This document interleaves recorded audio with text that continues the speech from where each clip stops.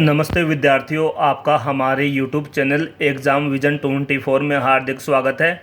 विद्यार्थियों, एक बार फिर से मैं आपके सामने हाजिर हूं एक और नए वीडियो के साथ। विद्यार्थियों, हमने पार्ट 1 में राजस्थान के विभिन्न जिलों में स्थित दुर्ग और किलों के बारे में कल बात की थी और आज हम पार्ट 2 में एक बार फिर से राजस्थान के विभिन्न जिलों में स्थित दुर्गों और किलों के बारे में बात करेंगे। तो विद्यार्थियों, सबसे पहले हम लेते हैं राजस्थान के नागौर जिले में स्थित प्रमुख दुर्ग और किलों के बारे में। तो विद्यार्थियों, बिना वक्त गवाए शुरू करते हैं। लेकिन दुर्गों को शुरू करने से पहले हम यह जानेंगे कि जो राजस्थान के प्राचीन काल में या मध्यकाल में जितने भी शासक हुए, उन शासकों ने दुर्गों और किलों का निर्माण जो है पहाड़ियों के ऊपर ही क्यों करवाया। तो विद्यार्थियों, इसका प्रमुख उत्तर है कि शत्रुओं के विरुद्ध प्राकृतिक सुरक्षा के लिए राजस्थान के जितने भी प्रासादों या महलों का निर्माण या दुर्गों का निर्माण हमेशा पहाड़ियों के ऊपर ही करवाया जाता था। अब बात करते हैं विद्यार्थियों हम राजस्थान के विभिन्न जिलों में स्थित दुर्गों के बारे में। तो पहले लेते हैं हम नागौर जिले के दुर्ग या किले। तो पहला है नागौर का किला। अब हम इसके बारे में विस्तार से पढ़ेंगे। तो देखते हैं पहले विद्यार्थी इसके उपनाम देखते हैं, उपनाम कौन कौन से हैं। तो नागौर का जो किला है इसे नागाना दुर्ग, नागदुर्ग, अछत्रपुर दुर्ग आदि नामों से जाना जाता है। इसके बाद में विद्यार्थियों इसका जो है निर्माण किसने करवाया वो देखते हैं और कब करवाया। इसका निर्माण सोमेश्वर के सामंत केमास ने विक्रम संवत 1211 ईस्वी में करवाया था। तो विद्यार्थियों, पहली जो लाइन अपन ने पढ़ी वेरी मोस्ट है इसके नागौर किले के उपनाम और इसका निर्माण कब और किसने करवाया। इसके बाद में इसकी क्या विशेषता है। तो यह ऐसा दुर्ग है राजस्थान का जिस पर दागे गए तोप के गोले महलों को क्षति पहुंचाए बिना ही ऊपर से निकल जाते हैं। विद्यार्थियों, जो नागौर का किला है उस पर जितने भी तोप के गोले दागे गए, उन तोप के गोले महलों को बिना क्षति पहुंचाए ऊपर से ही निकल जाते हैं। इसके बाद में और क्या विशेषता है। तो यूनेस्को द्वारा अवार्ड ऑफ एक्सीलेंस पुरस्कार से 2007 में नागौर के दुर्ग को सम्मानित किया गया था। अकबर ने 1570 में यहाँ मतलब नागौर के किले में आमेर के शासक भारमल की सहायता से नागौर दरबार लगाया था तथा उसकी स्मृति में शुक्र तालाब का भी निर्माण करवाया था। तो विद्यार्थियों, 1570 में अकबर ने आमेर के एक शासक थे भारमल, उनकी सहायता से नागौर दरबार लगवाया था और उसी की स्मृति में एक शुक्र तालाब का निर्माण भी अकबर ने करवाया था। यहाँ अमर सिंह राठौड़ की छतरी बनी हुई है। नागौर के किले में अमर सिंह राठौड़ की जो है छतरी भी बनी हुई है। इसके बाद में विद्यार्थियों, नागौर जिले का ही अगला किला लेते हैं हम, कुचामन का किला। अब इसके उपनाम क्या क्या हैं। तो जो कुचामन का किला है इसे जागीरदारों के किलों का सिरमौर भी कहा जाता है। अब देखते हैं इसका निर्माण। तो इसका निर्माण मेड़तिया शासक जालिम सिंह ने करवाया था। इसी के साथ विद्यार्थियों अगला किला है नागौर जिले का मेड़ता का किला। इसे मालकोट व मेड़तकपुर दुर्ग के नाम से भी जाना जाता है और इसका निर्माण जो है मालदेव ने करवाया था। तो विद्यार्थियों, हमने इस वीडियो में राजस्थान के नागौर जिले के एक तो नागौर का किला, इसके साथ ही कुचामन का किला और मेड़ता का किला, 3 किलों के बारे में पढ़ा है। अब बात करते हैं विद्यार्थियों राजस्थान के चूरू जिले के, जो राजस्थान का चूरू जिला है उसके किलों के या दुर्गों के बारे में। तो पहला लेते हैं हम चूरू का किला। इसका निर्माण 1739 में ठाकुर कुशाल सिंह ने करवाया था। तो वेरी मोस्ट विद्यार्थियों, कई बार एग्जाम में पूछा भी गया है कि ठाकुर कुशाल सिंह ने कौन से किले का निर्माण करवाया था। तो चूरू का किले का निर्माण करवाया था 1739 में। अब इसकी विशेषता क्या है। तो यहाँ के ठाकुरों ने, जो चूरू के जितने भी ठाकुर हुए, उन्होंने अपने रक्षा हेतु शत्रुओं पर चांदी के गोले दागे। विद्यार्थियों, ऐसा कहा जाता है कि जब जो विदेशी सेना ने चूरू के किले पर आक्रमण किया था तो चूरू के शासकों के पास गोला बारूद समाप्त हो गया था और इन शासकों ने अपनी रक्षा हेतु शत्रुओं पर चांदी के गोले बरसाए थे। फिर अगला किला है विद्यार्थियों चूरू का बीनादेसर का किला। इसका निर्माण 1757 में ठाकुर दुले सिंह ने करवाया था। और ठाकुर दुले सिंह कौन था। जो बीकानेर के शासक थे, गंगा सिंह के दीवान थे। उन्होंने बीनादेसर का किले का निर्माण करवाया था। अब विद्यार्थियों हम लेते हैं राजस्थान के अलवर ज़िले में स्थित दुर्ग और किले के बारे में अपन पढ़ेंगे। तो पहला लेते हैं अलवर का किला, जिसे बाला किला भी कहते हैं। अब देखते हैं इसके उपनाम क्या क्या हैं। तो इसे बड़ा किला, अलवर का किला, बावनगढ़ का लाडला भी कहते हैं।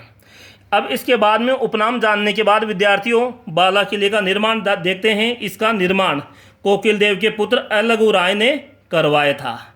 फिर इसके बाद में हसन का मेवाती ने इसका पुनर्निर्माण करवाया था। किसका विद्यार्थियों? बाला किले का पुनर्निर्माण किसने करवाया था? तो इसका उत्तर हो जाएगा हसन का मेवाती ने। फिर है इस दुर्ग की क्या विशेषता है? तो इस दुर्ग में बाबर एक रात रुका था तथा अकबर ने अपने पुत्र जहांगीर को यहाँ नज़रबंद करवाया था। तो कौन से दुर्ग में करवाया था? बाला किले में करवाया था। फिर है इस किले में क्या क्या स्थित है? तो बाला किले में सलीम सागर व सूरजकुंड जल तड़ाग स्थित है। बाला किले के बाद विद्यार्थियों हम जानेंगे अलवर जिले का अगला किला कांकणवाड़ी का किला। इस दुर्ग में औरंगजेब ने अपने भाई दारा शिकोह को कैद करके रखा था। तो हमने अलवर जिले के 2 किले जान लिए हैं, बाला किला और कांकणवाड़ी का किला। अब देखते हैं विद्यार्थियों तीसरा किला अलवर जिले का, तो उसका नाम है नीमराणा दुर्ग। तो देखते हैं नीमराणा दुर्ग का जो है 1464 ईस्वी में निर्मित, इसका निर्माण करवाया गया था विद्यार्थियों 1464 ईस्वी में, और यह दुर्ग 5 मंजिला है। अतः इसे कौन सा महल कहते हैं? पंचमहल भी कहते हैं। जो नीमराणा दुर्ग है इसकी 5 मंजिला होने के कारण विद्यार्थियों इसे पंचमहल के नाम से भी जाना जाता है। फिर विद्यार्थियों अगला किला है अलवर जिले का ही अजबगढ़ का किला। अब इसका निर्माण किसने और कब करवाया था? तो देखते हैं अजबगढ़ किले का निर्माण 1635 ईस्वी में अजब सिंह ने करवाया था। अब विद्यार्थियों की इम्पोर्टेंट जो लाइन आई है वह है भानगढ़ व अजबगढ़ को इतिहास और पुरातत्व का खजाना कहते हैं। तो वेरी वेरी मोस्ट लाइन है विद्यार्थियों, कई बार एग्जाम में पूछा भी गया है कि इतिहास और पुरातत्व का खजाना कौन से दुर्गों को कहा जाता है? तो इसका उत्तर हो जाएगा भानगढ़ व अजबगढ़। फिर विद्यार्थियों अलवर जिले का ही अगला दुर्ग हम लेते हैं और उसका नाम है विद्यार्थियों भानगढ़ का दुर्ग। अब इसके उपनाम क्या क्या हैं? तो खंडरों का नगर भूतहा किला के नाम से इसे जाना जाता है। कौन से दुर्ग को? भानगढ़ दुर्ग को। यह यानी भानगढ़ दुर्ग सावण नदी के तट पर सरिस्का अभयारण्य में राजगढ़ तहसील जो अलवर जिले में स्थित है, और इसी में क्या है भानगढ़ का दुर्ग भी स्थित है अलवर जिले की राजगढ़ तहसील में। अब भानगढ़ दुर्ग का निर्माण कब और किसने करवाया था?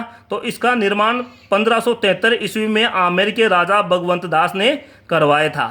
वर्तमान में यह कौन सा किला विद्यार्थियों, कौन सा दुर्ग है? भानगढ़ का दुर्ग। वर्तमान में यह भारतीय पुरातत्व सर्वेक्षण विभाग आर्कियोलॉजिकल सर्वे ऑफ इंडिया द्वारा संरक्षित है।